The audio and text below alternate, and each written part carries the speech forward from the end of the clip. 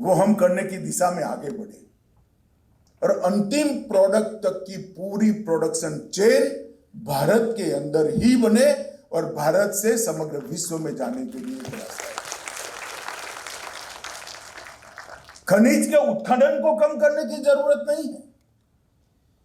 खनिज के उत्खनन को बढ़ाने के साथ साथ इसके उपयोग को मल्टी डायमेंशनल बनाने की जरूरत है। इसके उपयोग की ऑप्टिमम कॉस्ट इस देश के खजाने में लाने की जरूरत है और वो करने का काम आपका है। सरकार ने ढेर सारी सुविधाएं इसके लिए की है। मैं कोयले का ही हिसाब बात करना चाहता हूं। ढेर सारा कोयला होने के बावजूद भी दुनिया के सबसे बड़े कोल इंपोर्टर में से एक हम हुआ करते थे।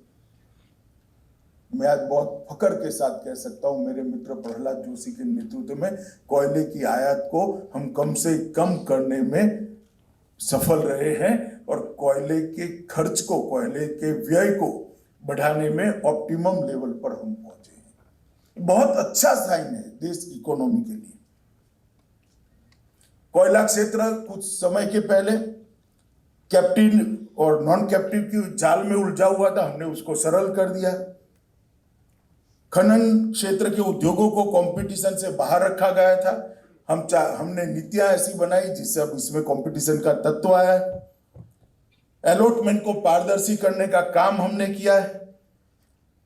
कोल सेक्टर के अंदर और खनन सेक्टर के अंदर भारी इन्वेस्टमेंट भी आया है। इसकी एफिशिएंसी को बढ़ाने के लिए अभी जैसे इन्होंने कहा कि हमने इसको रॉयल्टी कम कर इसको जोड़ने के लिए भी कहा। साथ साथ खनन 80% से कम कैपेसिटी पर आप चला नहीं सकते, मर्यादा भी आप पर डाली। आपको मर्यादा शायद लगती होगी, परंतु इससे फायदा तो अंततः आपका है। इतने ही खर्चे में अगर 80% से ज्यादा खनन आप करते हो तो अपनी कंपनी का ही फायदा है। और ये सारी चीजों को नीतियों के तहत हमने बदला है और नीतियों के तहत पावर प्लांट की जगह बदलकर ट्रांसमिशन के लिए बहुत सारी सुविधा खड़ी करने का काम भी भारतीय जनता पार्टी की नरेंद्र मोदी सरकार ने किया। मित्रों, जिस कॉल लिंकेज की बात कोई सोच नहीं सकता था, इसको हमने कर दिखाया है। और टेक्नोलॉजी के लिए कॉल सेक्टर को ढेर सारे नए नए आयामों में खोलने का काम भी हमने किया है। खनन और खनिज सेक्टर के बिना आत्मनिर्भर भारत संभव नहीं है। भारत को अगर आत्मनिर्भर बनाना है तो कोयला और खनन क्षेत्र के सुधार और कोयला और खनन क्षेत्र की आत्मनिर्भरता इसकी बेसिक कंडीशन है। और वो अगर हम अच्छे से करते हैं तो आत्मनिर्भरता के कई सीढ़ियां हम एक साथ चढ़कर आगे बढ़ते हैं। मित्रों, हमने माइनिंग क्षेत्र में 8 साल में बहुत सारे परिवर्तन कहे हैं। जैसे 2015 में पहले आओ पहले पाओ की जो नीति थी, इसकी जगह हमने कोल ब्लॉक आवंटन के लिए नीलामी की व्यवस्था की। दशकों से जो भ्रष्टाचार इस क्षेत्र के अंदर अपनी जड़ें गहरी कर चुका था, उसको मूल समेत उखाड़ने का काम नरेंद्र मोदी सरकार ने किया है। मित्रों, भ्रष्टाचार को मूल समेत उखाड़ा। 15 से 20 के बीच में नीलामी की 10 श्रृंखलाएं आयोजित की गई। 35 कोल ब्लॉक को सफलता के साथ नीलाम किया गया। कुल 85 ब्लॉक्स आवंटित किए गए थे, जिसकी उत्पादन क्षमता 440 मिलियन टन थी। कॉमर्शियल माइनिंग को लॉन्च किया गया।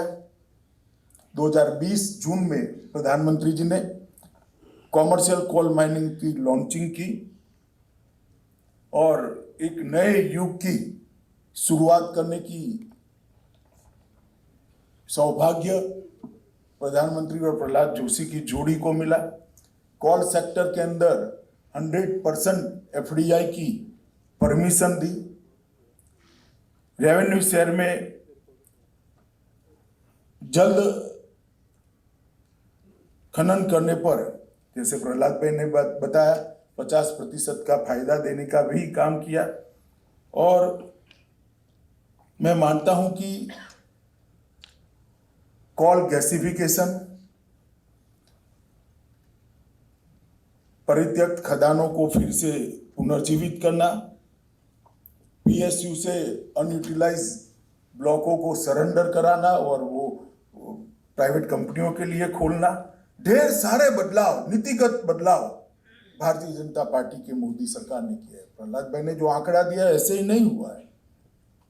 इतने कम समय के अंदर 2013-14 में जो 566 मिलियन टन कोयले का उत्पादन था, वो 2021-22 में 777 मिलियन टन तक पहुंचा, और ऑप्टेक 572 मिलियन टन था, वो 818 मिलियन टन तक पहुंचा है। वो बताता है कि ढेर सारे नीतिगत बदलाव यहाँ पर हुए, इसके परिणाम भी मिले। ये एक ऐसा क्षेत्र है जिसमें रिफॉर्म होने के 5 साल बाद रिजल्ट मिलना शुरू होता है, मगर यहाँ पर हम देख रहे हैं कि बहुत जल्दी रिजल्ट मिले, क्योंकि हमने कैप्टिव खदानें जो थी उसमें भी 50% तक बिक्री के लिए उसको खोल दिया है। इससे भी कोयला विदेश से आने की जगह यहाँ से आना शुरू हुआ है। ढेर सारी बड़ी मात्रा में कोयला यहाँ पर आया है, और कोल इंडिया को, हमारा प्रोडक्शन की कॉस्ट दुनिया में हम एक्सपोर्ट कर पाए, इसलिए प्रोडक्शन की कॉस्ट को नीचे रखने के लिए कोल इंडिया आयातित कोल की जो दाम है, इससे 82% डिस्काउंट पर कोयला उद्योगपतियों को देती है, छोटे उद्योगों को, मझले उद्योगों को देने का काम करता है, जिसके कारण आज एक्सपोर्ट के बाजार में वो लोग अपने आप को स्टैंड कर पाते हैं कंपटीशन के अंदर। और हम चाहते हैं कि सरकार इससे कमाने की जगह, सरकार इससे कमाई तो होगी ही होगी, परंतु इसके कारण इंडस्ट्री की स्पीड बढ़े, हमारा एक्सपोर्ट बढ़े, वो भी बहुत बड़ी उपलब्धि है। डिस्ट्रिक्ट मिनरल फंड की रचना मेरे जैसे व्यक्तियों के लिए तो स्वप्न जैसी है। हमने ढेर सारे क्षेत्र को, मेरे जीवन में विद्यार्थी काल में मैं बहुत सारे झारखंड बिहार के क्षेत्र में विद्यार्थी परिषद का काम करने के लिए जाता था। मैंने उजड़े हुए गांवों को, उजड़े हुए घरों को, उजड़े हुए लोगों को देखा है साहब। डिस्ट्रिक्ट मिनरल फंड की कल्पना से आज वो क्षेत्र संभले हैं, उनको संभलने का मौका मिला है, और 22 तक डीएमएफ के माध्यम से 63,800 करोड़ से ज्यादा रुपया आज वो खदान के क्षेत्र में रहने वाले ट्राइबल भाइयों बहनों के, वन में रहने वाले ट्राइबल भाइयों बहनों के कल्याण के लिए खर्च हुआ है। वो उनका हिस्सा है, उनका अधिकार है। वो अधिकार देने का काम भारतीय जनता पार्टी की सरकार ने किया। मित्रों, महात्मा गांधी का एक बहुत मशहूर कोट है, धरती के पास सब लोगों की आवश्यकताओं को पूरा करने के लिए पर्याप्त संसाधन है, लेकिन एक व्यक्ति की लालच पूरा करने के लिए पूरी धरती कम पड़ जाएगी। अगर जरूरियात पूरी करनी है तो पूरी दुनिया की जरूरियात इस धरती पूरा कर सकती है, मगर लालच तो एक व्यक्ति का भी पूरे नहीं कर सकते। हमने पर्यावरण का भी ध्यान रखना पड़ेगा, इसमें भी मोदी सरकार ने ढेर सारा काम करा है। मित्रों, खान और खनिज क्षेत्र के साथ साथ नरेंद्र मोदी सरकार ने एक पूरा इसका इकोसिस्टम बनाया है। खदान से खनिज निकालोगे, खदान से कोयला निकालोगे, मार्केट नहीं है, क्या करोगे? रॉ मटेरियल एक्सपोर्ट नहीं करने देंगे। इसलिए पीएलआई योजना के तहत 14 सेक्टर सिलेक्ट किए गए जहां से मैन्युफैक्चरिंग हब भारत बन जाए, और वो 14 क्षेत्रों में पीएलआई के माध्यम से लगभग 2.34 लाख करोड़ के इन्वेस्टमेंट की संभावनाओं को तराशा गया, और उसको जमीन पर उतारने का काम ये भारतीय जनता पार्टी की मोदी सरकार ने किया। और मैं मानता हूं कि ऐसी इकोसिस्टम बनी है जो आपके बिजनेस को भी बढ़ावा देने वाली। देश के अर्थतंत्र की बास्केट जितनी बड़ी होगी, हर क्षेत्र को इससे फायदा मिलने वाला है। मोबाइल और इलेक्ट्रॉनिक मैन्युफैक्चरिंग के लिए, मेडिकल डिवाइसेस के लिए, ऑटोमोबाइल और ऑटो कंपोनेंट के लिए ड्रग और फार्मा के लिए, स्पेशल स्टील के लिए, टेलीकॉम एंड नेटवर्किंग प्रोडक्ट्स के लिए, इलेक्ट्रॉनिक्स के लिए, व्हाइट गुड्स के लिए, फूड प्रोडक्ट के लिए, टेक्सटाइल प्रोडक्ट्स के लिए, एडवांस केमिस्ट्री सेल के लिए, ड्रोन के लिए, ढेर सारी PLI की योजनाएं भारत सरकार लेकर आई है और ढेर सारी नीतियों को भी बनाने का काम किया। और इन नीतियों और भारत को उद्योग का, उत्पादन का हब बनाने की जो नीति है, इन दोनों के सामंजस्य से आज हमारा देश कोरोना काल के बाद भी दुनिया भर के देश मंदी का सामना कर रहे हैं। हमारे यहाँ मंदी है, महंगाई भी है, मगर दुनिया की कंपैरिजन में अगर देखें तो बहुत बचे हुए हैं। इसका कारण ये नीति निर्धारण जो नरेंद्र मोदी जी ने किया है। हमने नई ड्रोन नीति बनाई, नई स्वास्थ्य नीति बनाई, कॉमर्शियल कोल माइनिंग की नीति बनाई, नेशनल पॉलिसी ऑन इलेक्ट्रॉनिक्स बनाई, मेक इन इंडिया की पॉलिसी लेकर आए, स्किल इंडिया की पॉलिसी लेकर आए जिसने मैन पावर पूरा किया, डिजिटल इंडिया के माध्यम से हर गांव तक कनेक्टिविटी को पहुंचाने का काम किया, उड़ान के माध्यम से एविएशन सेक्टर को आगे बढ़ाने का काम किया, आत्मनिर्भर भारत और वोकल फॉर लोकल के माध्यम से मैन्युफैक्चरिंग हब बनाने का प्रयास किया, ग्रीन इंडिया मिशन के माध्यम से इसके साथ साथ पर्यावरण की इको सिस्टम का भी संरक्षण करने का काम किया। GST आज पूरी दुनिया आश्चर्यचकित होकर देख रही, इतने बड़े विविधता वाले देश में GST ऐसे कैसे सरलता से लागू हो गए। और इस सबका बहुत बड़ा फर्क पड़ा है। आज भारत में बेबाक तरीके से कह सकता हूं, भारत दुनिया में सबसे तेजी से बढ़ने वाली अर्थव्यवस्था है। 2022 में 8.2% की दर के साथ हम दुनिया में सबसे स्पीड से ग्रोथ करने वाले देश बन गए। अब तक का सबसे अधिक GST संग्रह, राहुल बाबा मुझे हर रोज याद आते हैं जितनी बार GST का नाम सुनता हूँ। गब्बर सिंह टैक्स करते थे, वो गब्बर सिंह को मालूम नहीं है GST का कलेक्शन 1.62 लाख करोड़ को पार कर गया है। और इतनी स्मूथ, अच्छा बिजनेस करने वालों के लिए इतना स्मूथ एटमॉस्फेयर यहां पर हुआ है। निर्यात, रिकॉर्ड निर्यात आजादी में अब तक कभी भी निर्यात नहीं हुआ इतना। 2022 में $421 बिलियन का निर्यात हमने किया है और उसमें $254 बिलियन सेवा का निर्यात है। ये भारत के आकांक्षी युवाओं का उद्यम का परिचायक। सबसे ज्यादा FDI 2022 में आजादी के बाद $83 बिलियन यहां पर आया है और 8.2% ग्रोथ रेट जब मैं कहता हूं तो उसको अकेले आइसोलेशन में देखेंगे तो ठीक है भाई, 8.2% हो गए, 10 से तो कम ही है। मगर वही कालखंड में USA में 3.7%, जर्मनी का 2.1%, चीन का 4.4% और ब्राजील का 0.8% और उस वक्त भारत का 8.8%।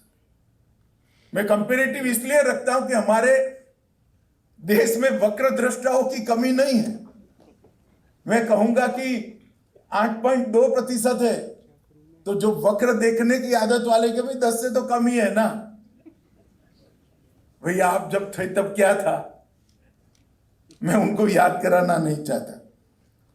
महंगाई को भी हमने दुनिया के कंपैरिजन में बहुत कंट्रोल कर रखा है। हम लंका की घटनाओं को देख रहे हैं, पाकिस्तान, हमारे आसपास के सभी पड़ोसी देश, इवन अमेरिका, जो महंगाई की स्थिति है उसको हम देख रहे हैं। FDI भी बढ़ा है। ईज ऑफ डूइंग बिजनेस में 2014 में 142वें नंबर पर हम तालिका में थे, आज 63वें नंबर पर है। तो पूरी दुनिया समझ रही है कि भारत के अंदर रिफॉर्म हो रहे हैं। ईज ऑफ डूइंग बिजनेस में भारत आगे बढ़ रहा है। मोदी जी ने स्टार्टअप की शुरुआत की।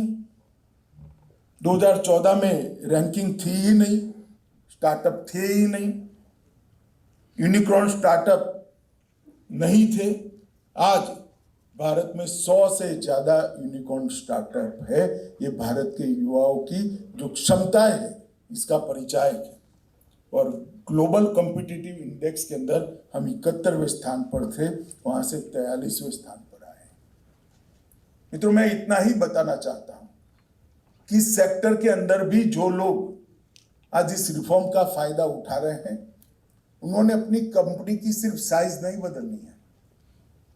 आपको लगेगा कि अमित भाई क्या कह रहे, साइज नहीं बदलनी, क्या हमें वृद्धि नहीं बदलनी? अरे साइज बदलने में मत पड़िए, साइज बदलने का जमाना गया, स्केल बदलने का जमाना आ गया है और आगे जाने का जमाना आ गया। साइज तो बदलिए ही, साइज के साथ आपकी कंपनी का स्केल भी बदलिए। अपार संभावनाएं मोदी जी ने आपके लिए खोल कर रखी है। मेरी आप सभी को बहुत बहुत शुभकामनाएं हैं। मैं प्रहलाद भाई और राव साहब को दोनों को बहुत बहुत हृदय से शुभकामनाएं देता हूं, क्योंकि जो परिश्रम उन्होंने किया है 3 साल में मैंने देखा है। पेन लेकर इतने जिद्दी प्रकार के सेक्टर के अंदर ऐसे रिफॉर्म करना और रिफॉर्म को जमीन पर उतारना, ये बहुत पेनफुल जॉब है। मैं जानता हूँ प्रहलाद भाई, आपको और राव साहब को बहुत बहुत शुभकामनाएं, और आप सभी को भी, और जिनको आज अवार्ड मिलने वाले हैं वो सभी को भी बहुत बहुत बधाई और शुभकामनाएं। वंदे मातरम।